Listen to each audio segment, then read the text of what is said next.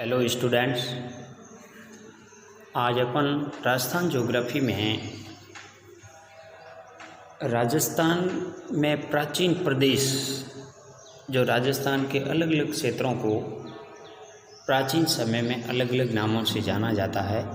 वर्तमान में अपन 1 नवंबर 1956 को जो ये पूर्ण राजस्थान में अस्तित्व में आया, इससे पहले प्राचीन समय में अलग अलग समय में अलग अलग एरिए को, प्रदेश को अलग अलग नामों से जाना जाता था। कल की क्लास में राजस्थान का सामान्य परिचय और स्थिति विस्तार के बारे में चर्चा की थी। आज अपन राजस्थान में प्राचीन प्रदेश कौन से हैं और राजस्थान की भूगर्भिक संरचना कैसी है, इसके बारे में चर्चा करेंगे।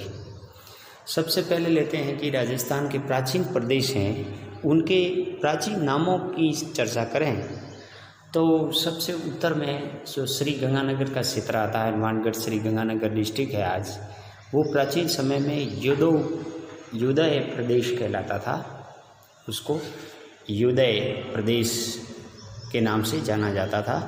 इसके बाद में श्री गंगानगर के दक्षिण में जो बीकानेर का कुछ भाग, जोधपुर का और नागौर का जो भाग है, इसको प्राचीन समय के अंदर जांगल प्रदेश के नाम से जाना जाता था।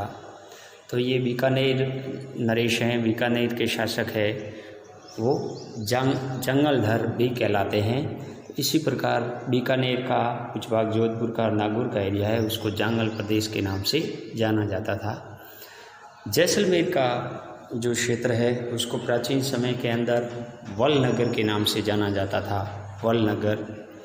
और इसके बाद जो जोधपुर का, नागौर का कुछ क्षेत्र है, नागौर और जोधपुर, उसको गुजरा यानी गुजर प्रदेश के नाम से जाना जाता था, जिसका अंश छत्रपुर राजधानी थी। अंश छत्रपुर गुजर पतियारों के शासक होने के कारण गुजर प्रदेश के नाम से जाना जाता था। इसको अंश, इसकी राजधानी अंश छत्रपुर थी। और जो वर्तमान में सिरोही है, इसको प्राचीन समय में, सिरोही जो डिस्ट्रिक्ट है, प्राचीन समय में इसके आसपास के एरिए को अर्बुद प्रदेश कहते थे। इसके बाद में अपन आते हैं दक्षिण की तरफ, जहाँ भीलवाड़ा का एरिया है, भीलवाड़ा और राजसमंद डिस्ट्रिक्ट का। इस एरिए को प्राचीन समय में खेराड़ कहते थे और आज भी यहाँ खेराड़ी बोली बोली जाती है। उदयपुर का जो एरिया है, उदयपुर के एरिए को प्राचीन समय के अंदर यानी कि शिवी कहते थे, शिवी। और उदयपुर और राजसमंद के बीच में एक पठार है जिसका नाम है यानी भौराट का पठार। तो ये जो भौराट का पठार है, ये उदयपुर से और राजसमंद के बीच में है। तो राजसमंद के कुंभलगढ़ तक यानी कि ये विस्तृत है। और इसके बाद में जो उदयपुर के कुछ भाग में जो बांसवाड़ा और प्रतापगढ़ का एरिया है, बांसवाड़ा और प्रतापगढ़, डोंगरपुर, बांसवाड़ा, प्रतापगढ़, डोंगरपुर, इस एरिए को वागड़ प्रदेश के नाम से भी जाना जाता है। और बांसवाड़ा और प्रतापगढ़ का जो माही बेसिन क्षेत्र है, माही बेसिन क्षेत्र है बांसवाड़ा और प्रतापगढ़ का, उसको कांठल प्रदेश के नाम से जाना जाता है। यानी माही नदी बहती है, उसके 56 नदी नालाओं का जो समूह है, नदी नालाओं का यानी कि क्षेत्र है, उसको कांठल प्रदेश कहते हैं। या एक 56 गाँवों का जो समूह है जहाँ माही बेसिन है, उसको कांठल प्रदेश कहते हैं। इसके अलावा डोंगरपुर, बांसवाड़ा, प्रतापगढ़, इसको वागड़ प्रदेश के नाम से भी जाना जाता था। और जो झालावाड़ का एरिया है, उसको प्राचीन समय में पालन क्षेत्र के नाम से जाना जाता था, पालन क्षेत्र।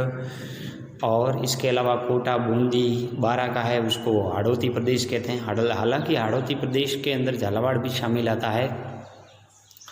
और यदि पूर्व की अपन बात करेंगे तो पूर्व के अंदर जो धौलपुर, सवाई माधोपुर, ये जो धौलपुर, सवाई माधोपुर का एरिया है, कुछ भाग दौसा का है, इसको, या करौली का एरिया है, धौलपुर, करौली, सवाई माधोपुर, दौसा का कुछ भाग, इसको प्राचीन समय में शौरसेन के नाम से जाना जाता था, शौरसेन।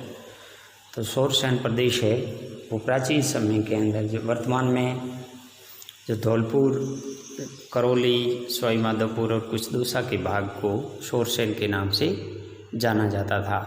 और वर्तमान समय के अंदर जो भरतपुर का एरिया है, भरतपुर अलवर, इसको भरतपुर अलवर को प्राचीन समय में कुरुक्षेत्र कहते थे। क्या कहते हैं? कुरुक्षेत्र। और जयपुर और टोंक का जो क्षेत्र है, वर्तमान में जयपुर और टोंक का क्षेत्र है, प्राचीन समय में इसको ढूंढाड़ या विराट प्रदेश कहते थे। विराट नगर उसकी राजधानी थी ढूंढाड़ प्रदेश की, और इसको विराट प्रदेश के नाम से जाना जाता था। इसके अलावा जो हनुमानगढ़ का कुछ भाग है, हनुमानगढ़ और चूरू का भाग है, उसको थली के नाम से जाना जाता था। थली, जो चूरू का अधिकांश क्षेत्र इसमें पड़ता है, उसको प्राचीन समय में थली के नाम से जाना जाता था। और जो अजमेर का भाग है, अजमेर कुछ नागौर का एरिया है, अजमेर, नागौर और राजसमंद, ये जो मध्य राजस्थान का क्षेत्र है, यहाँ शाकंभरी चौहानों का साम्राज्य होने के कारण इसको शाकंभरी प्रदेश के नाम से भी जाना जाता था।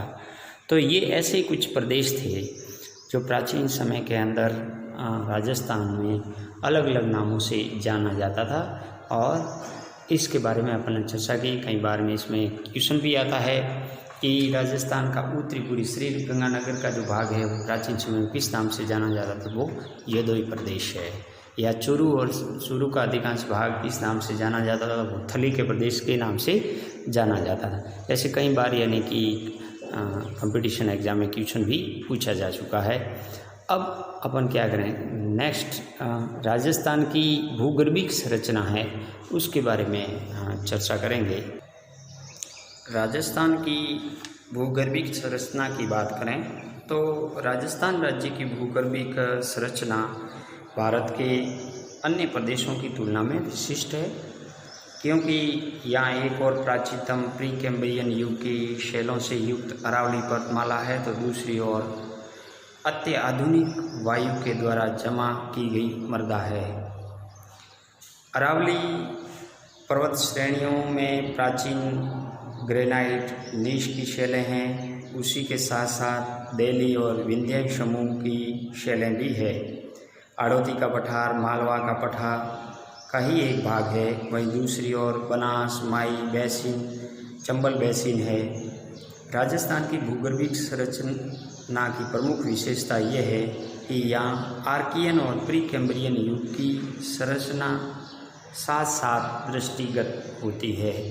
तो इस प्रकार यदि अपन राजस्थान की भूगर्भिक संरचना की बात करें कि कौन से काल की चट्टानें कहाँ पे स्थित है, तो इसके बारे में सबसे पहले जियोलॉजिकल जो स्केल है उसके हिसाब से सबसे बड़ा जो पीरियड होता है उसको अपन कहते हैं महाकल्प या एरा। जैसे सबसे पहले अपन लेते हैं आद्य महाकल्प। आद्य महाकल्प के अंदर अरावली पूर्व और कैम्ब्रियन पूर्व दो प्रकार की चट्टानें पाई जाती है। जो आद्य महाकल्प की युग की चट्टानें हैं अरावली पूर्व और कैम्ब्रियन पूर्व। अरावली पूर्व के अंदर इस आद्य महाकल्प की शैलें पूर्वोत्तर में दिल्ली के उत्तर से दक्षिण पश्चिम में खंबात की खाड़ी और अरावली पर्वत के क्षेत्र के रूप में फैले हैं। इन पर्वतों का उत्थान पूर्व कैम्ब्रियन काल में भी हुआ है, और लेकिन दिल्ली महासमूह के निक्षेपण के पश्चात इनका पुनः नवीनीकरण हुआ है। अरावली पर्वतमाला के मध्य विशाल समभी नदी है। तो अरावली जो पर्वतमाला है उसके मध्य विशाल समभी नदी है। समभी नदी का क्या मतलब होता है कि ज्योग्राफी के अंदर यानी कि एक समोन्नति अभिनति होती है और एक अपनति होती है। तो ऐसा भाग जो बीच में से यानी कि घाटी वाला हो और किनारों पर उभरा हुआ हो तो उसको अपन अभिनति कहते हैं। और बीच में से यदि उभरा हुआ है ऊंचाई वाला भाग किनारों पर यानी ढलान वाला क्षेत्र है तो उसको अपनति कहते हैं। तो इसी प्रकार अभी यानी समभिनति का मतलब होता है कि ऐसी अभिनति जिसमें बहुत सारी इस प्रकार एक से अधिक अभिनतियाँ हो, ये जो गोलन है एक से अधिक अभिनतियाँ हो, तो ऐसे गोलन को हम क्या कहते हैं? समभिनति। पंखा बंधा समभिनति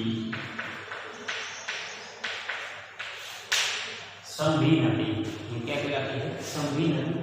एक इसमें से यदि भाग है वो एक घटी वाला है और उसमें एक से अधिक यानी अभिनतियाँ हो, तो उसको सामूहिक रूप से समभिनति कहते हैं।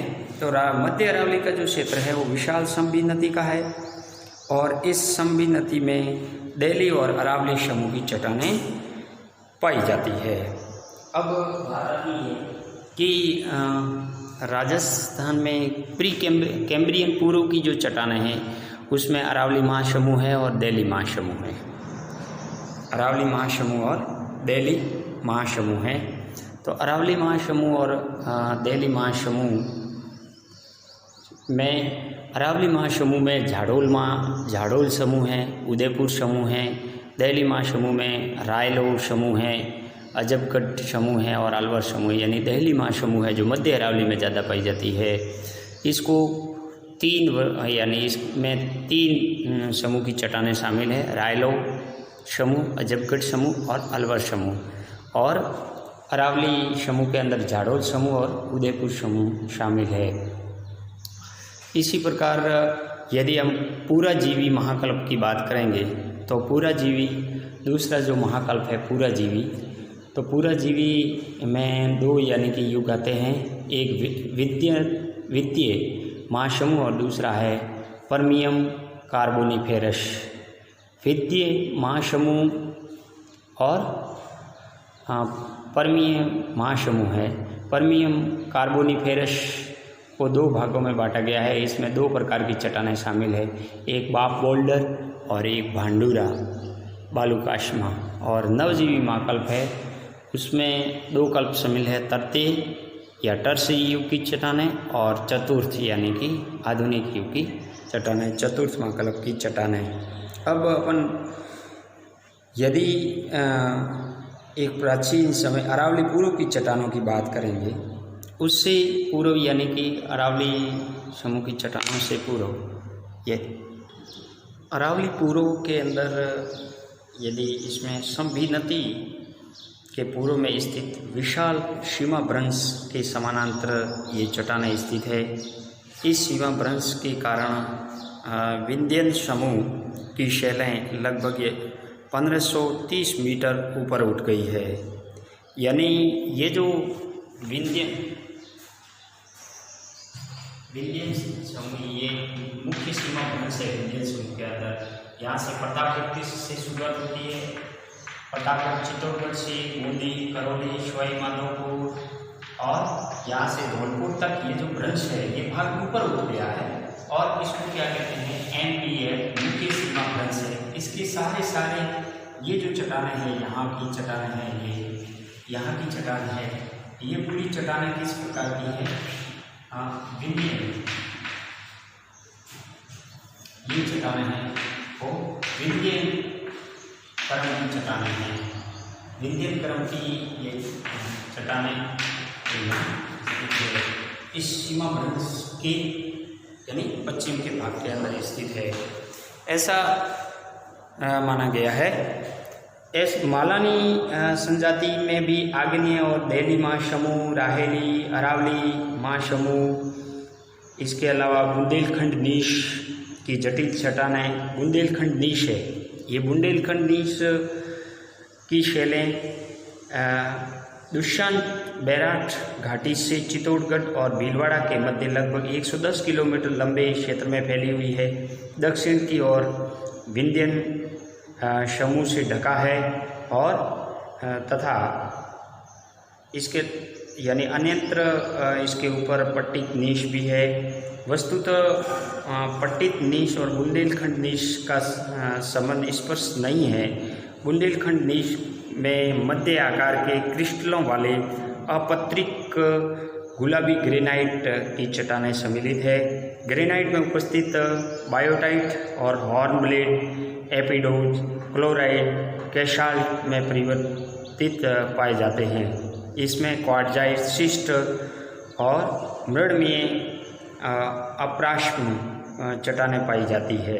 तो इस प्रकार जो बुंदेलखंड नीश है ये चित्तौड़गढ़ से लेकर भीलवाड़ा के मध्य 110 किलोमीटर लंबी पट्टी के अंदर विस्तृत है, जहां ज़्यादातर ग्रेनाइट और नीश की चट्टानें पाई जाती है। अब कैम्ब्रियन पूर्व के अंदर जो अरावली महासमूह है, कैम्ब्रियन पूर्व के अंदर अरावली महासमूह है और देली महासमूह है। अरावली महासमूह के दो भाग हैं, झाड़ोल महासमूह और उदयपुर समूह। अरावली महासमूह में पट्टित नीश के ऊपर विषम विन्यस्त रूप से स्थित शैलों को अरावली महासमूह के अंतर्गत रखा गया है। इस महासमूह में मुख्यतः फाइलाइट और ग्रेवैक्स शैलें, क्वार्टजाइट, डोलोमाइट्स, संगुटिकाश्म शैलें वर्गीकृत है। यानी अरावली महासमूह में संगुटिकाश्म प्रकार की शैलें हैं, फाइलाइट्स प्रकार की शैलें हैं, क्वार्टजाइट प्रकार की शैलें पाई जाती है। और क्वार्टजाइट्स मेटा वॉल्केनिक्स, संगुटिकाश्म, आर्कोज ग्रीस आधारित शैल समूह बनाते हैं, जो कि अरावली पूर्व के शैल समूह के ऊपर विसंगठित रूप से विद्यमान है। इसमें डोलोमाइट्स और क्वार्टजाइट की चट्टानें पट्टियों के रूप में पाई जाती है और इसे आगे दो भागों में वर्गीकृत किया है, झाड़ोल और उदयपुर समूह। झाड़ोल और उदयपुर समूह, झाड़ोल समूह की चट्टानें हैं वो ज़्यादातर ग्रेनाइट, नीश और शिस्ट प्रकार की चट्टानें हैं। इसी प्रकार देहली महासमूह के अंदर, देहली महासमूह की शैलें राजस्थान में काफ़ी बड़े विस्तृत भाग में विद्यमान है। इस महासमूह के शैलें उत्तर पूर्व से दिल्ली से दक्षिण पश्चिम गुजरात तक फैली हुई है और अजमेर, पश्चिमी मेवाड़, इस महासमूह की शैलें अरावली पर्वत श्रृंखलाओं की पहाड़ियों में बहुत सुंदर पर्वतों का निर्माण करते हैं। तो ऐसे माना जाता है जो अरावली दिल्ली महासमूह की है ये मध्य अरावली में ज़्यादातर पाई जाती है। मध्य अरावली है ये, जो अजमेर और राजसमंद इसके आसपास का क्षेत्र है, यहाँ पर दिल्ली महासमूह की चट्टानें सर्वाधिक पाई जाती है। दिल्ली महासमूह में राहेलो, अलवर और अजबगढ़ शैल समूह सम्मिलित है। राहेलो समूह है, इसमें मुख्यतः चूने का पत्थर, संगमरमर और क्वार्टजाइट, संगुटिकाश्म आदि शैलें पाई जाती है।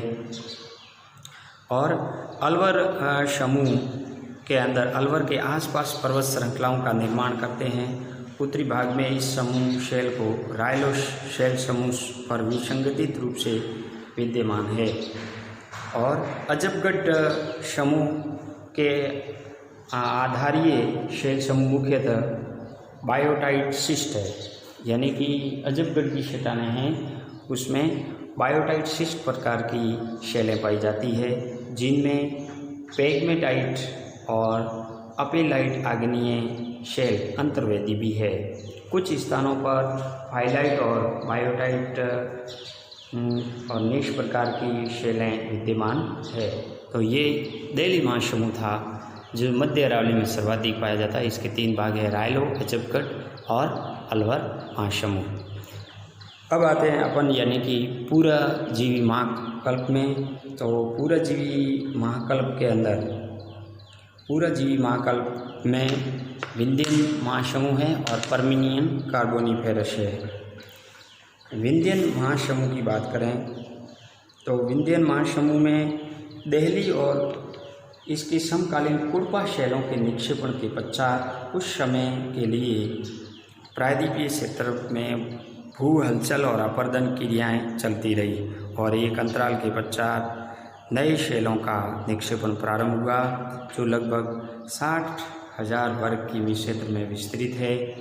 इस काल में प्रायद्वीपीय भारत में मुख्यतः 3 श्रेणियां थीं, जिसमें प्रमुख विंध्य श्रेणी विंध्यांचल और संलग्न क्षेत्रों में फैली हुई थी और इस क्षेत्र में निक्षेपण शैलें बिहार के डेहरी और आनसौन से लेकर होशंगाबाद, चित्तौड़गढ़, आगरा, ग्वालियर तक फैली हुई है। दूसरी कुड़पा श्रेणी है और तीसरी छत्तीसगढ़ में विकसित हुई है। तो विंध्याचल पर्वत में सुविकसित होने के कारण इन्हें विंध्य श्रेणी के नाम से जाना जाता है। ये राजस्थान में इस महा समूह की शैलें मुख्यतः पूर्वी राजस्थान में मुख्य विंध्यन बेसिन में निक्षेपित हुए हैं और ये बेसिन उत्तरी पूर्वी करौली, धौलपुर से लेकर दक्षिणी पश्चिमी निम्बाहेड़ा एवं सुकेत तक फैली हुई। तो ये जो विंध्यन शैली है, ये जो मुख्य सीमा भ्रंश है, इसके पश्चिमी क्या है, यहाँ से लेकर प्रतापगढ़ से लेकर करौली, बूंदी, धौलपुर और सवाई माधोपुर, यहाँ तक ये विंध्य क्रम की चट्टानें फैली हुई है। इस शैलों की और भी विशेषता है कि इसमें चूना पत्थर, संगमरमर अधिक पाया जाता है। राजस्थान में ये लगभग यानी कि इसकी मोटाई है महासमूह की वो 2400 मीटर तक है।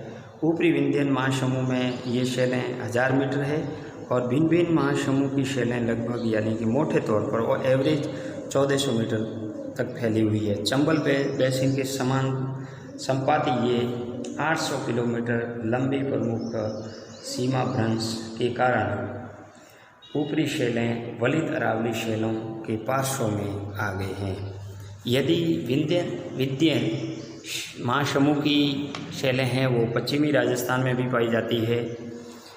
विंध्य महासमूह के समकालीन शैलों का निच्छेदन 2 पृथक बेसिनों में हुआ है, जिसमें पश्चिमी राजस्थान में नागौर और बिरमानिया बेसिनों के नाम से जाना जाता है। इन बेसिनों में निक्षेदित शैल महासमूह को मारवाड़ महासमूह के अंतर्गत रखा जाता है। मारवाड़ महासमूह के समकालीन शैल समूह जो बिरमानिया बेसिन में निक्षेदित हुए हैं, इन्हें रंधा और बिरमानिया समूह में वर्गीकृत किया जाता है। इसके अलावा विंध्य समूह की शैलें हैं वो जैसलमेर के दक्षिणी भाग में बिरमानी के निकट छोटी छोटी पहाड़ियों के रूप में कहीं कहीं दृष्टिगत गोचर होते हैं। रंधा और बिरमानिया शैल समूह जोधपुर बिलाड़ा शैल समूह के तुल्य माने जाते हैं। बिरमानिया शैल संस्त्र संवित वलन से प्रभावित है। तो इस प्रकार ये विंध्य महासमूह की चट्टानें पश्चिमी राजस्थान में नागौर और जोधपुर और जैसलमेर के बिरमानिया, रंधावा आदि क्षेत्रों में पाई जाती है। अब पर्मिनियम कार्बोनिफेरस है। पर्मिनियम कार्बोनिफेरस में 2 प्रकार की चट्टानें पाई जाती है, बाप बोल्डर क्षेत्र में और भंडूरा बालुकाश्म क्षेत्र की चट्टानें। तो पर्मिनियम कार्बोनिफेरस में बाप बोल्डर और भांडूरा बालुकाश्म चट्टानें सम्मिलित है। बाप बोल्डर जोधपुर जिले के बाप गांव के आसपास गोलाश्म संस्तर तालसी बोल्डर बेड के समकालीन माने जाते हैं। इन्हें हिमवाहित माना जाता है। ये जो बाप बोल्डर है जोधपुर के यानी फलोदी तहसील के बाप गांव के आसपास इसका विस्तार है और ऐसा माना जाता है कि ये हिमवाहित है, अर्थात ये हिम अवशेष है। बाप बोल्डर संस्तर के अंतर्गत गोलाकार और अर्ध गोलाकार रूप में गोलाश्म, बटिया और गटिया आदि बहुतायत पाए जाते हैं और ये हिमवाहित होने के कारण घर्षण के द्वारा उत्पन्न होकर छोटे छोटे गोलाश्म बन गए हैं। भादुरा बालुकाश्म है। भादुरा बालुकाश्म जीवाश्म युक्त बालुकाश्म का निर्माण करते हैं जो बाप और भादुरा के आसपास कुछ स्थानों पर विकसित हुए हैं। इन्हें बालुकाश्म का निर्माण सामुद्रिक अवस्था में हुआ है और ये मुख्य रूप से भादुरा के उत्तरी पश्चिम से लेकर हारबंस तक फैले हुए हैं। इसमें मध्यम और मोटी बालू के आकार के बालुकाश्म भूरे और पीले रंग जैसे लोह युक्त बालुकाष्म, मृत्तिका और शैल इत्यादि भी पाए जाते हैं। अब नवजीवन महाकल्प में तृतीय कल्प आता है और चतुर्थ कल्प आता है। तृतीय कल्प की शैल समूह मुख्यतः राजस्थान में, जिसको टर्शियरी युग कहते हैं, राजस्थान में नागौर, बीकानेर, जैसलमेर, बाड़मेर जिले में नरम बालुकाष्म जीवाश्म युक्त चूने का पत्थर और बेंटोनेटिक्स मृदाएँ, मुल्तानी मिट्टी, लिग्नाइट आदि के रूप में विद्यमान है। ये जो तृतीय युग की या टर्शियरी युग की चट्टानें हैं जो राजस्थान के अंदर बीकानेर, जैसलमेर, बाड़मेर आदि जिलों में पाई जाती है, ये चूना पत्थर है, बेंटोनाइट है और जो कोयला है, लिग्नाइट कोयला है जो टर्शियरी युग का है, मुल्तानी मिट्टी है, ये टर्शियरी युग या तृतीय युग की चट्टानें राजस्थान में पाई जाती है। चतुर्थ युग की जो चट्टानें हैं इसके अंतर्गत विकसित शैल समूह मुख्यतः भूभागों में, जैसे विकसित समूह में जैसे नदियाँ, नालों, हवाओं के द्वारा या हिमवाहित संगुटिकाष्म, जलोढ़, बालू का रेत आदि का निर्माण करते हैं। इस कल्प की शैल समूह और शैलों के निषेधन की अवधि जलवायु को दर्शाती है। तो चतुर्थ युग की चट्टानें हैं जो वर्तमान समय के अंदर जो बालुकाष्म है या बालू के ढेर वगैरह है या नदियों के द्वारा अफवाही क्षेत्र है, ये चतुर्थ या क्वार्टर युग के अंदर निर्मित हुए हैं और जो राजस्थान, पश्चिमी राजस्थान में खास करके दिखाई देते हैं, जैसे हिमवाहित हो, हवा के द्वारा विभिन्न बालू का निर्माण हो या नदी बेसिनों के द्वारा नदी नालों का निर्माण हो, ये सारे क्वार्टर या चतुर्थ कल्प के अंदर निर्मित हुए हैं। अब जो भीलवाड़ा सुपर समूह है, भीलवाड़ा सुपर समूह जिसको बुंदेलखंड नीस के नाम से भी जाना जाता है, ये चित्तौड़गढ़ और भीलवाड़ा के मध्य 110 किलोमीटर के रूप में फैला हुआ है और ज़्यादातर यहाँ ग्रेनाइट नीश की चट्टानें पाई जाती है। अरावली सिस्टम जो अपन पढ़ चुके हैं, इसमें भी ज़्यादातर क्वार्टजाइट्स, ग्रेनाइट्स, फाइलाइट्स और लाइमस्टोन मिश्रित नाइस की प्रमुख चट्टानें पाई जाती है। दिल्ली महासमूह के अंदर ज़्यादातर चट्टानें हैं वो कैसाल्ट, क्वार्टजाइट और ग्रेट एवं शिस्ट की चट्टानें हैं, यानी क्वार्टजाइट और फाइलाइट्स, ये ज़्यादातर चट्टानें हैं वो दिल्ली महासमूह में पाई जाती है। कैसाल्ट की चट्टानें दिल्ली महासमूह में पाई जाती है। विंध्य श्रेणी की चट्टानें ज़्यादातर अपन पढ़ चुके हैं। विंध्य श्रेणी में ज़्यादातर बालू का पत्थर और चूना पत्थर शैलों की प्रधानता है। इस शैलों का विस्तार पश्चिमी राजस्थान में लावा उद्भिद जैसे ग्रेनाइट, जो जालोर का ग्रेनाइट है, सिवाना, मोकलसर, जोधपुर में भी देखा गया है। राजस्थान के दक्षिण पूर्व मेवाड़ में भी विंध्य शैल रचना भली भांति विकसित हुई है। करौली, धौलपुर, निम्बाहेड़ा, सुकेत, सोय, माधोपुर, बूंदी आदि में भी इस प्रकार की शैलें विद्यमान हैं। यानी देखा जाए तो विंध्य समूह है उसमें चूना पत्थर और बालू का पत्थर का विकास अधिक हुआ है और इसके अलावा अंतर्वेदी जो आग्नेय चट्टानें हैं उनका भी विस्तार अधिक हुआ है, जिसमें जालोर की ग्रेनाइट है, सिवाना की ग्रेनाइट है, ये ज़्यादातर है, जोधपुर में है। बालू का पत्थर है वो जोधपुर के अलावा धौलपुर, करौली उन क्षेत्रों में भी पाए जाते हैं। ये सारे विंध्य श्रेणी में आते हैं। मलानी श्रेणी है जो जालोर का ग्रेनाइट, सिवाना, एरिनपुरा ग्रेनाइट का संबंध है वो मलानी